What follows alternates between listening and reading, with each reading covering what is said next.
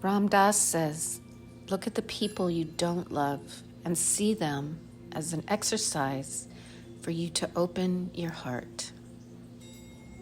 If I look very closely at somebody, if I look in their eyes, I instantly go from judgment to compassion. For instance, the other day I'm in line at the grocery store and I've got enough vegetables to feed a small army because I have 3 guinea pigs. And the lady, an older woman, was very curious about this and asked me what I was going to do with all those vegetables. And I said, they're for my 3 guinea pigs. And she goes, ew, guinea pigs are like rats. I can't stand them. I didn't need to defend myself or my choice in my pets. I said, wow, your experience has been a lot different than mine. They come when I call them and they're very affectionate. And she wasn't budging. And she said more derogatory things about my guinea pigs. And the point is that I didn't need to judge her for that. And I didn't need to form an opinion. I looked inside of this woman that has so many more years on the planet as me. And I gave her a nod, and I said to myself, towards her, I love you. I'm very curious as to what your life is. Whether she felt that energetically or not is none of my business. What is my business is I decided how to feel about it. And therefore, I decided to stop the judgment in its tracks and send back love. This is also the basis of Ho'oponopono, which is an ancient Hawaiian ritual. If I see in her something that I don't like in myself, then I clean on it. Cleaning is those 4 sentences. So immediately when I heard what she was saying, at first ego pops up and judgment. If we're not careful, that becomes our nature. So when I hear it, if I see the ego and the judgment, it's because it's inside of me. Otherwise, I wouldn't be able to see it. I would only see love. Does that make sense?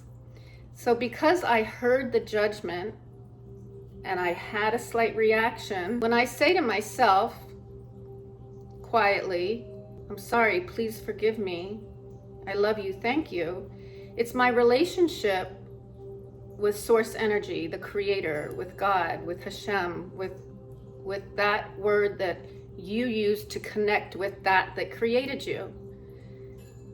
And you're releasing whatever that is inside of you that is not serving you and that you don't want to hold in your heart anymore. So for her coming to me is actually a blessing. Every time someone comes to you and is giving you something that you don't want, you have a choice. Do I react to that situation, or do I act proactively and say, that's not me, I don't give that back. What other people think of me is none of my business. What other people think of my guinea pigs is none of my business. I don't have to choose to bring that vibration into my existence. If I allow another to disturb me, I'm allowing it. I'm allowing them to have control over the way that I take in information. And that's powerful to understand how powerless it is. It's a beautiful exercise. I invite you to give it a whirl. And if it's uncomfortable, then it's probably necessary. Because anytime we're uncomfortable doing something new that we know deep down is good for us, then it's somewhere where there's an opening for growth. And that's why we're on the planet, is to grow and expand and grow and expand, so that before we know it, we're living a life exuberantly every day. And what more could we want than that?